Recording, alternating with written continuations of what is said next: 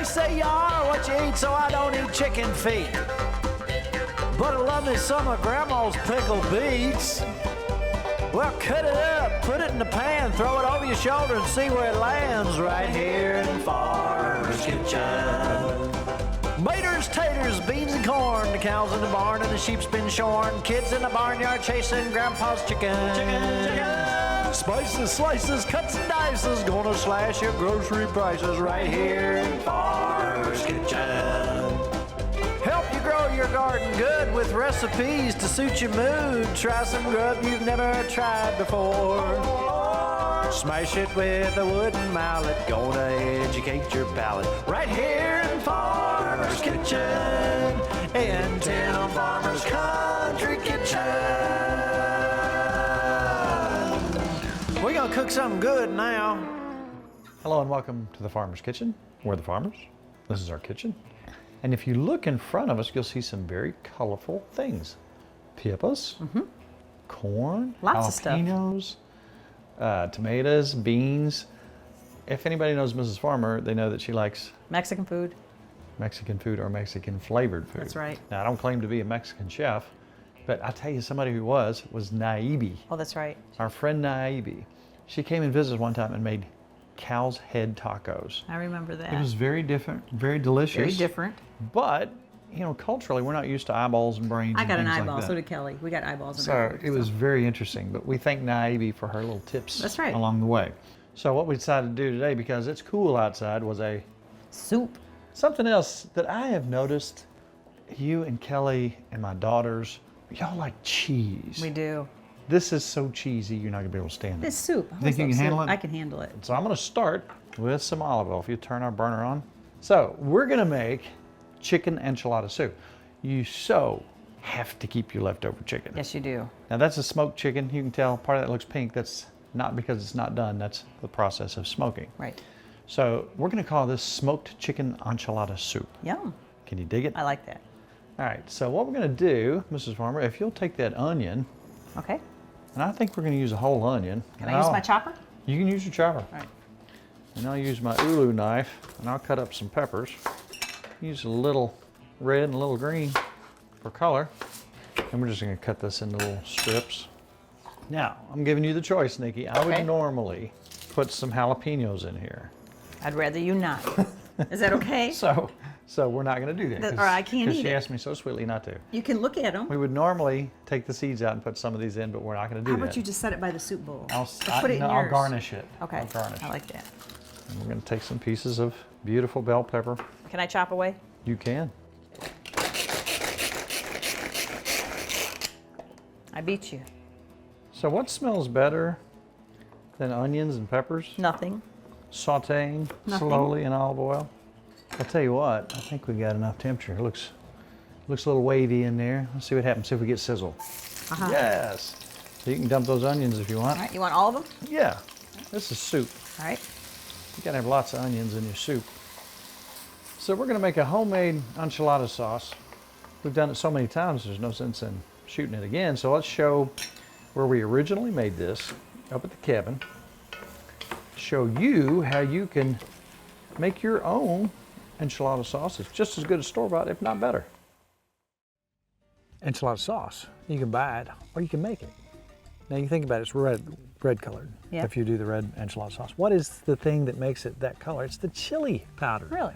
That's your red color. So what we're gonna do, we're gonna start with 5 tablespoons of oil and 5 tablespoons of flour as your base. Then we're gonna put that over the fire, cook that down for just about a minute, then start adding the ingredients. 5 tablespoons of chili powder.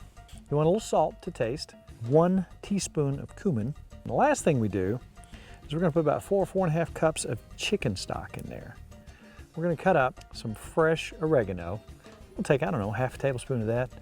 2 cloves of garlic. Let's put in that very fine, cut that up. Then we're gonna reduce the heat and simmer that till it thickens up just a bit. Then we set it aside. Then we're ready to start stacking and making our wonderful, wonderful meal here. I actually printed the recipe off today and made it again. You know, it's funny. We end up going online. going on our own site to figure out what we're doing here. You know, years ago we did a deer processing video when I was with Kentucky Afield. And that thing went all over the United States, all over the world. People were looking at how to process a deer. And there were folks even in Australia who said, well, deer's not too far from a kangaroo. They were using it to cut kangaroo up. I still pull that out and look at it. Yeah.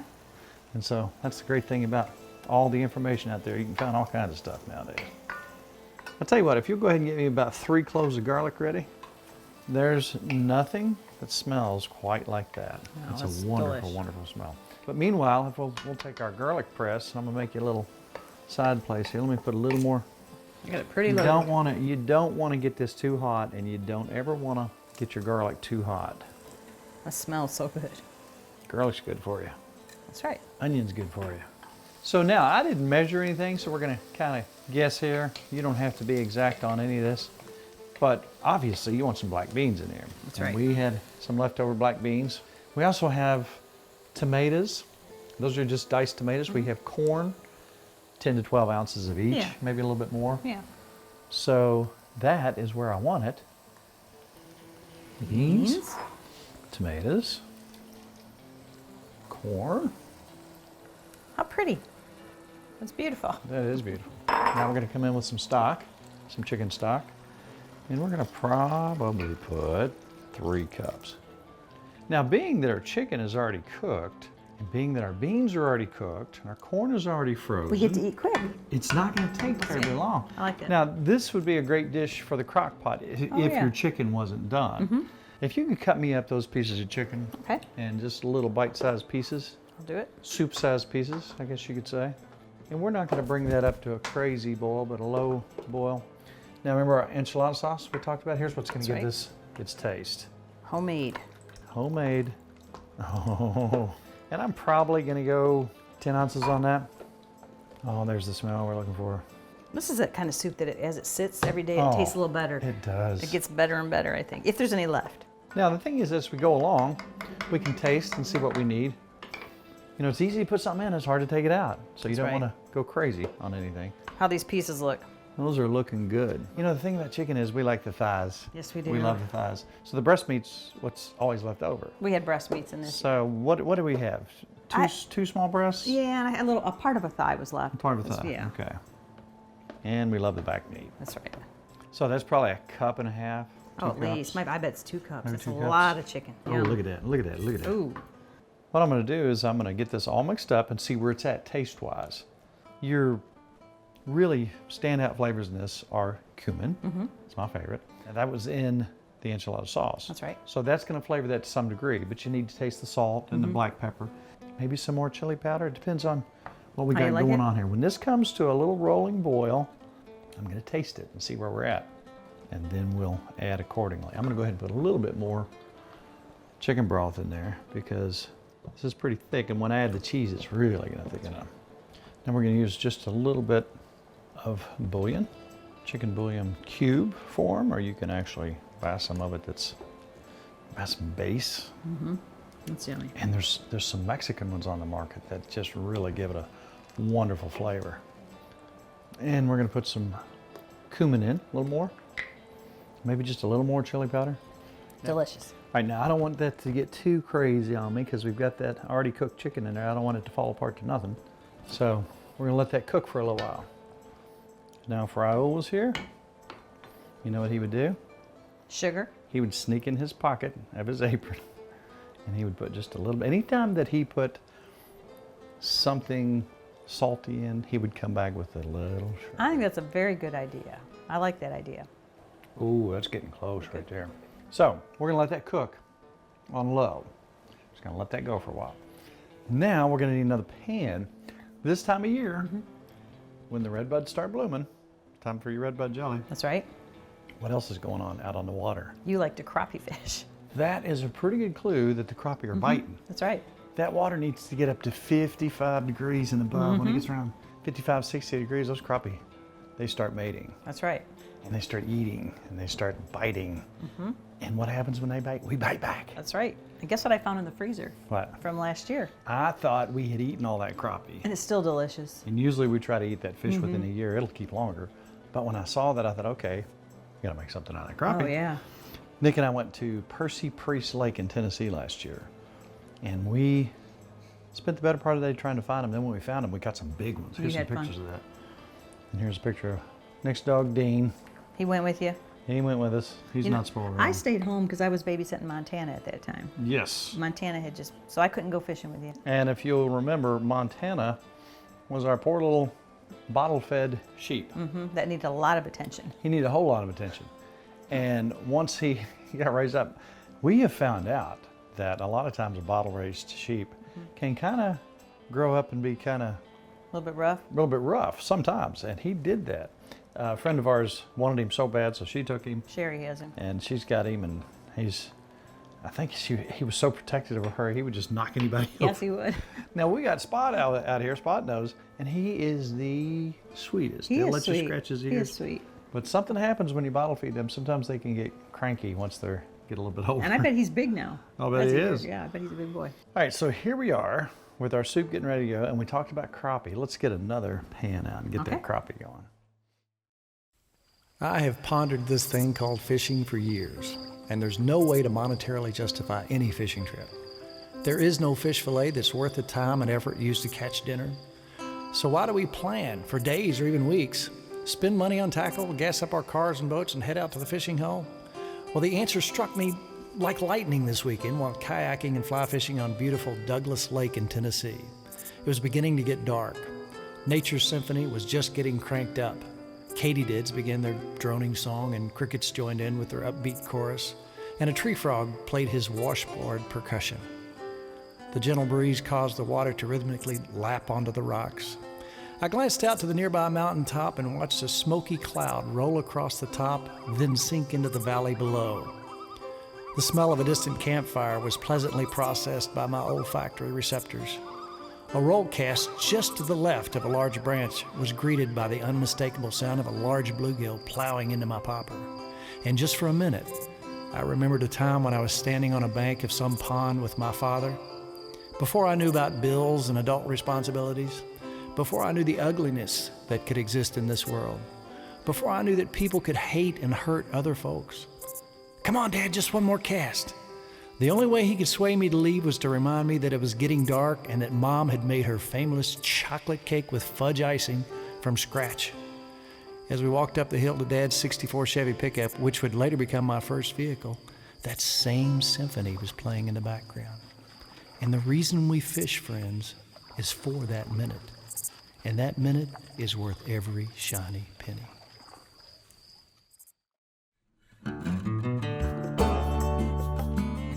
Now, while my pan is heating up here, I'm thinking about the end result.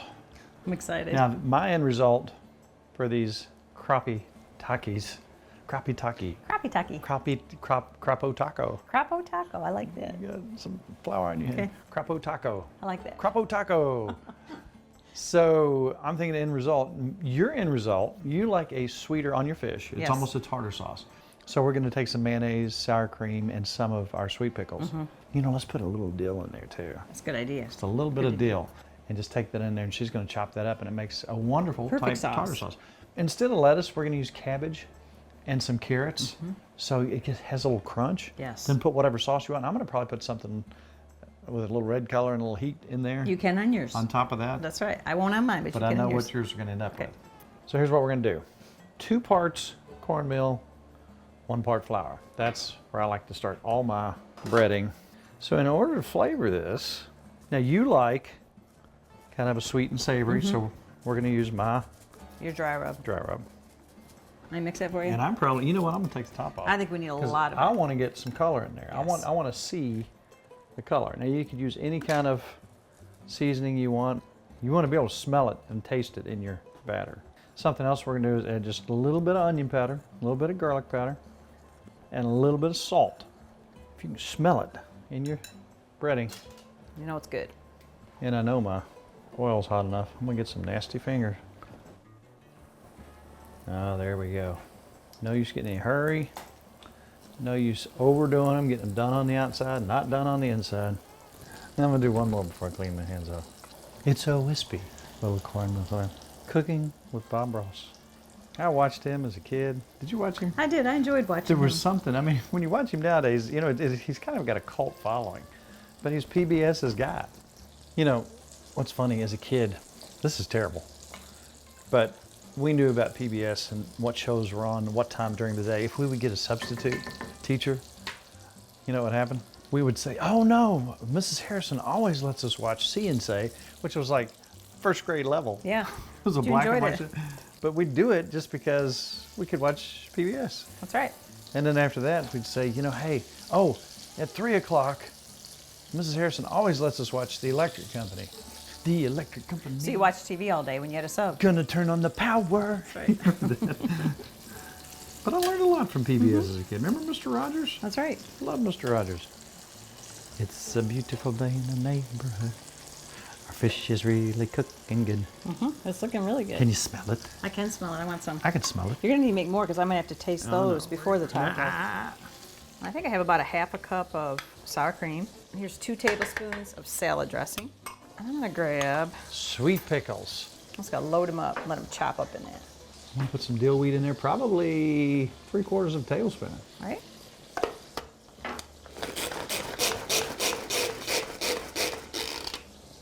That looks pretty good. Perfect. Beautiful. Yum. I could just eat the sauce. Isn't that good? Boy, it's good. Ooh, yummy. That's better than any store-bought tartar sauce, and it's Oh, that yeah. quick. So I'm gonna look at this. It looks like some of this Been done. mighty close. And I know you're gonna ask about this wonderful fish scooper upper spatula that you can grab. We found that online somewhere, so just look online. All right, now there's something about the smell of panfish frying. I don't know. Oh, yeah. There's magic. There's magic in there. They're Each one of beautiful. those is about enough for one taco. Yeah. Or you could just load it up if you wanted to. So now our soup, which we have tested and tried, and it's right where it needs to be, the right amount of heat. Not too much for Mrs. Farmer. That's right. If you wanted more, you could add your own cayenne or some You can hot do that. sauce. You can do that. Okay, let's put that cheese in there, Right? one piece at a time, and let that get all gooey and melty in there. Again, don't forget to set your cream cheese out. That'll get room temperature. Beautiful. Good. Now that's going to start to thicken up and get beautiful. And while we're doing this, if you will, take your cheese grater, Okay. and we've got some pepper jack cheese. All right, now this is going to give it a little more heat. All right, now let's get that cheddar in there. And we're going to save a little bit of cheese for the end. And the tacos too. Oh, now look how that's thickening up. Nice. Now I'm going to use most of that cheddar. Now you want to use a block of cheese as opposed to the pre-grated stuff. Do you want all of this? Yep, every bit of it. I know you do. I know I like it. Now you could put as much cheese as you want in there. And you saw how much that was. I would say probably what, half a cup? Oh yeah. So we got cream cheese, cheddar cheese, and some pepper jack. Now look what we've got. Look at the color here. Looks good. Now if you will, take me some cilantro, strip the leaves off, and really chop that up for me. Look at the soup. Look at the color. I know. I can't wait. You know it's right. When it's that color, you see the beans, you see the corn, yummy. you see all the wonderful flavors in it. So we're going to break away. When you come back, you're going to see us make a beautiful plate. Taco for you, not hot. Taco Okay. for me, hot. Okay.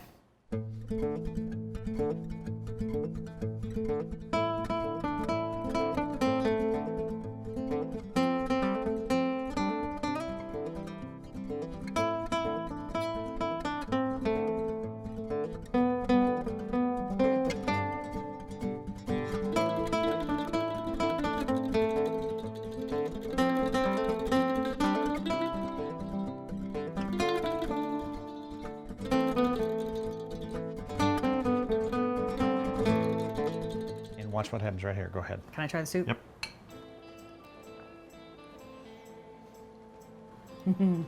She loves. Oh, that's Mexican good. food. Now, That's see, good for dipping. Oh yeah, now that's even Oh, like for the that's why I chips. got these chips out. So even if you wanted a little I like that little idea. bread, So it's a dipping almost. It's such a good soup. ma. Cheesy, tiny bit of heat for you. Delicious. If it was me, there'd be flame shooting out Good. my nostrils. Well, I noticed these tacos. One is hot. I don't want that one's you. I want this one All right, mine. I want you to try that. You try. Yeah, you try your the hot one. non-hot one. Yes, I want And the you try normal. yours. I want the normal Tell me taco. what you think. It's not crunchy or anything, is it? It's not like an earthquake just happened. Really good. What do you think about mine? Oh, wow. Messy but delicious. All right, the fish is amazing. I could just eat the fish with that sauce. To me, this is all perfect. I love it. The cabbage is good. So, Ms. Farmer, don't you think maybe it'd be nice to hear some music? Yes, it would be nice to hear music. You know, we did a show called Homemade Jam, and we're getting back to presenting some artists very shortly out of the studio over there. So occasionally we're going to have some artists on who come through our studio, and we're going to show you these artists. Let's see who we can pull out of our artist bag today. I have a good idea. What? Sarah Beth. Yeah, I like that idea.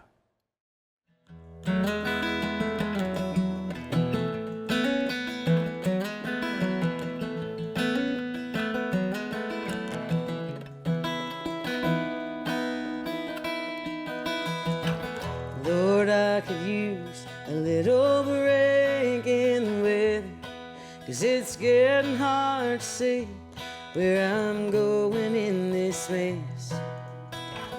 I know it seems like we ain't talked in forever. I call upon your name, but I really must confess it's all in vain. Lord, how it rains.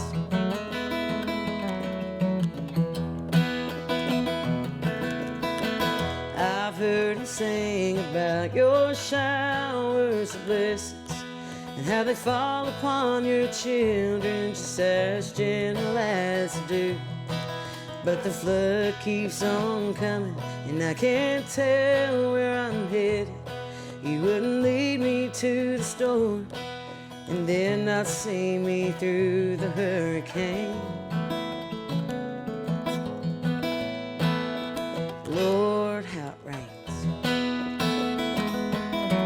Mother Nature does just exactly as she pleases. Farmers try to bargain, begging for refugees. The clouds roll down and settle right on top of the trees, and then it rains. Lord, how it rains.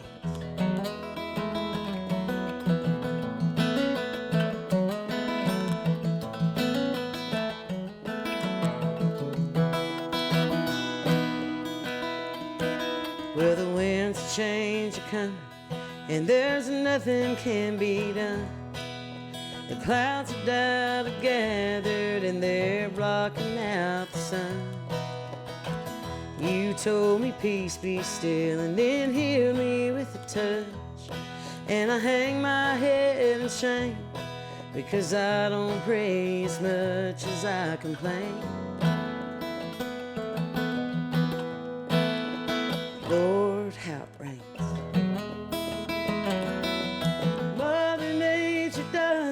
Just exactly as she pleases. Farmers try to bargain, begging for refugees. The clouds roll down and settle right on top of the trees, and then it rains. Lord, how it rains.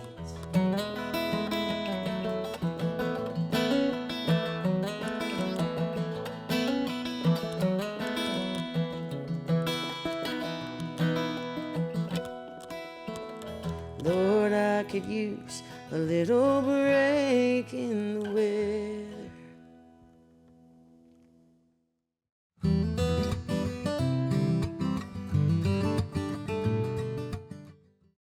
That just goes to show you, you don't have to get on an airplane, fly to Mexico. That's right. To have good food. Now, this is not authentic Mexican, but it's got the flavors therein. Delish. And just with those few flavors, look what we've got. We're gonna have to turn the camera off and really jump into Because this. it's going to be messy, I can tell. It's, I don't want anybody to see me. It's really messy. But, Mrs. Farmer, Yes. if you were in, say, Puerto Rico, Every weekend. somebody, you're buying stuff at the fresh market. That's right. Somebody says, Mrs. Farmer, where in the world can I find your recipes? You would tell them. TimFarmersCountryKitchen.com. There's a gazillion recipes on That's there. right. And we also have a Facebook page with a bunch of folks on there who talk to each other, and we have fun, and we're all nice to each other. That's right. It's a rare thing nowadays for people to be nice. That's one rule on our page. That's right. Be nice to each other. How would you get there, though? Is it hard to navigate? It is very hard. You hit like. Wow. Yeah. Tim Farmer's Country Kitchen. Come visit us over there. Mrs. Farmer, my mouth is watering. Me too. So I guess we should eat. But before we go, I want to tell you that it's all about Good times. good friends. And super really good eats. So let's just eat. I like the fish. Funding for Tim Farmer's Country Kitchen is brought to you by Boone Contracting. Dream, design, build. We build your dreams. Lexington. Wilderness Road Hospitality, Stanford, Kentucky. Buck's Grill, cooking for the folks since 2008. Maysville, Kentucky. Ephraim McDowell Medical Center in Danville, Kentucky. A destination soaked in bourbon history, Log Still Distillery. Set against the backdrop of Kentucky's iconic rolling hills in Nelson County.